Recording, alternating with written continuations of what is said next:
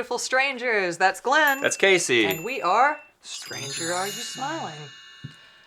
So, as we mentioned last time, we are filmmakers. Mm-hmm. Glenn is also an avid film goer. Yeah. Our dear friend Gina takes him to every teen dystopian adaptation movie that there is. And you recently saw... The Fifth Wave. Yes.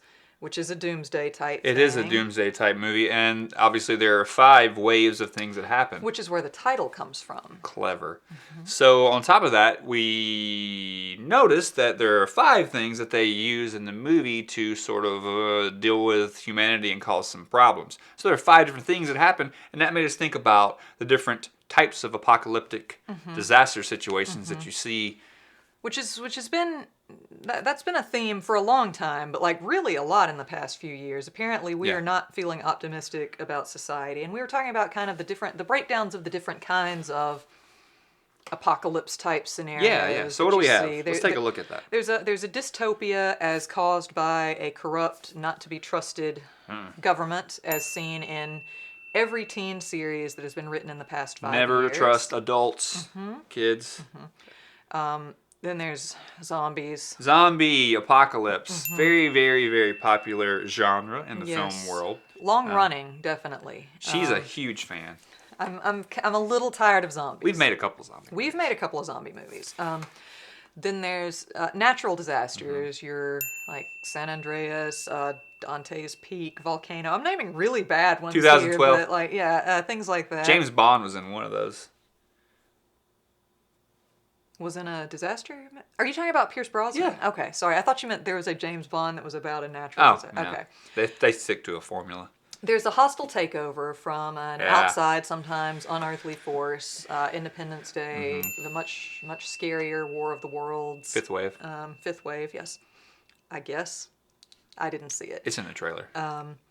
And then sort of a general apocalypse where we couldn't think of enough specific examples. These are sort of your diseases, plagues, biblical things, demons. Locusts, demons.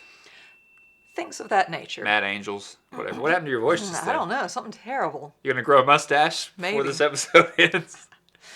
So... Anyway, so we thought the two of us would take one of those genres or particular types of disasters and discuss what we would do in those situations. So, Casey, which one are you going to take a look at?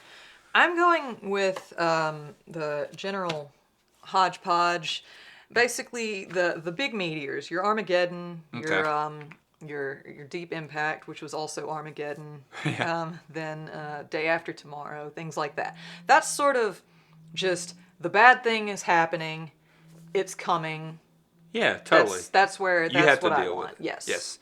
And I'm going to take a look at the zombie apocalypse situation, a la your 28 Days Later, your World War Z, and numerous other films, that happened. That's the one you feel best prepared for. Yeah, put a lot of thought into it. Okay. And so tell me your... He doesn't put a no, lot of you thought weren't into supposed to me. be looking. You were talking. That was between us, not you. So tell me your scenario for this. How do you plan on making it out of the zombie apocalypse alive? Okay, well, what I'm thinking is you're going to need a steady food supply when the zombie apocalypse hits. Right. So what are you going to do to deal with that? Because it's hard to farm, probably, because people are on the run. That is definitely the hardest thing about a zombie apocalypse is farming. Yeah, thank you. Exactly. So what I was thinking... What can I do to turn this negative into a positive? Okay, they're going to be coming to eat me, right? So what do?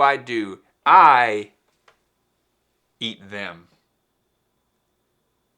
Right. That's it. It's kind of like when a mugger comes and takes your money in the alley, and then you're like, now give me your wallet. And mine back. Yes, so what I'm going to do is I'm going to wait for the zombies to come to me, you see, and then I kill them, and I eat them.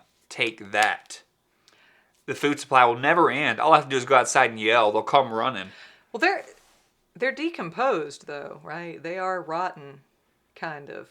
Like, the meat is bad, is what I'm saying. Like, they're walking around. Yeah, and rotting. Skin doesn't turn that color and fall off. It's going to involve a lot of sciencing, which I'm not. That's not my strong suit. Yeah, he needs a Jeff Goldblum in this scenario. Yeah, He thinks of himself as the Will I'm the Smith. Will Smith. I need there's a Jeff Goldblum out there. Let me know. So, but anyway. Put a Craigslist ad out for a Jeff Goldblum. Before the apocalypse happens, because the internet connection will probably go to crap. So that's what's something that you're going to do in your situation, your general apocalyptic situation. This is probably going to reveal me as the glass half empty person that I am, but I don't want to survive past the first wave if I can avoid it. But if I do, like I don't want to know what I would be willing to do to survive. I don't want to know what the people I love would be willing to do to survive. I don't want to bludgeon someone that I like in the supermarket over a can of soup. I don't want to eat my pets. Like, I've met the people that are going to survive the apocalypse, and I don't want to hang out with them. What are you going to do? I'm gonna hunker down somewhere, and I'm going to get so blasted drunk you would not even believe it. Might try some other stuff, too. I don't know. But I'm just going to get comfortable and wait for the end to come. So you're going to ride it out in a very Saddam Hussein kind of way. If I could get candy bars in my bunker, that would be amazing. But yeah, it's not a bad apocalypse. No, that's not terrible. I'm actually not even going to be in a bunker. I'm kind of just going to be like lying face down in a field whimpering. Vultures might get me before the danger. Wow, your apocalypse is sad. It is. As opposed to mine. I mean, I would like to spend time with the people that I love, but I'm not going to require that they stay with me. If they want to go survive, that's on them. So. Well, speaking of where you're going to hunker down and where you're going to be, that field with your face in the dirt, I'm going to be on a very nice tropical island because I'm going to get a boat. I'm going to go to where there are no zombies. I know it's been tried in movies before and didn't go well, but no spoilers. I'm going to be a little smarter about it. I'm going to get that Goldblum character to help me science up some ideas. Is he going to science himself up a boating license? How are you getting Who's to this checking island? boating licenses in the Who apocalypse? can drive the boat? Do you I'm going to drive the boat. You can't drive a boat. I can drive it. I've driven a boat before. I've driven a plane. You're by a flying. liar. I was flying it in the air. I can sail. Like, I am officially better prepared for your apocalypse When than did you are. sail something? When I was in Washington, I learned to sail. I didn't know that. We learned things. What? New fact. So anyway, island. Come hang out. It's going to be cool. If I do go and steal things... Bring me some zombie meat. I'm going to go to people's medicine cabinets and steal their pain medicines. Oh, yeah, I'm because going I to do steal. get really bad headaches. Yeah. And I would like to, again, just be very comfortable as I go off into oblivion. I'm going to steal tons of stuff before I leave. Wow. See, you're the reason that I don't want to survive. No, I'm This not going is to... making so No. much sense. I don't mean from someone who's like alive and trying to survive and watch their TV with their battery hooked up to it. Or I mean like if it's an abandoned place, it's just all free stuff. I don't mean like looting in the current world. I mean like if the world's over and there's just... I'm just going to die peacefully and leave a nice food supply for my cats before they go back to being completely feral. Your body will be the food supply for your cats. Yeah, exactly. That's what I'm saying. Oh. What better way to go out than nourishing those that I love? You know what? You can eat some of my meat. I don't want to eat you. Well, it's better than rotten zombie meat. Unless you return to a zombie, then all bets Then it's on. So that's pretty descriptive display of what we're going to do. I can almost imagine it. Mm-hmm. No. Me too.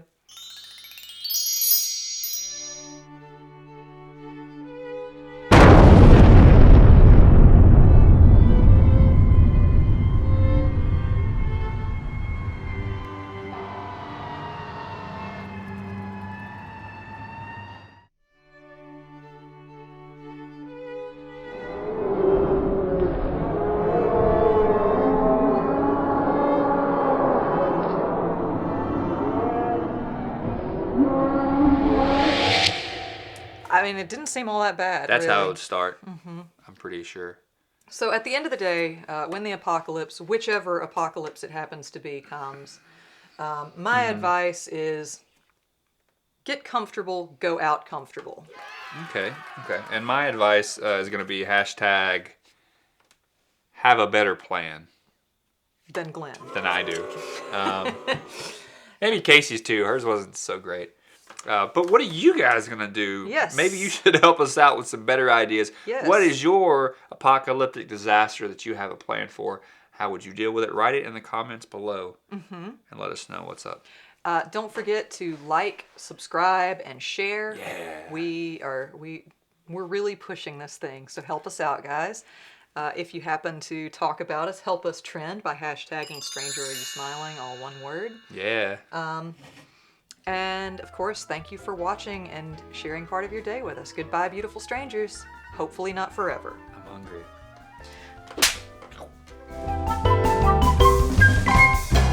It's a wardrobe malfunction. And then your nipple pops out. Again.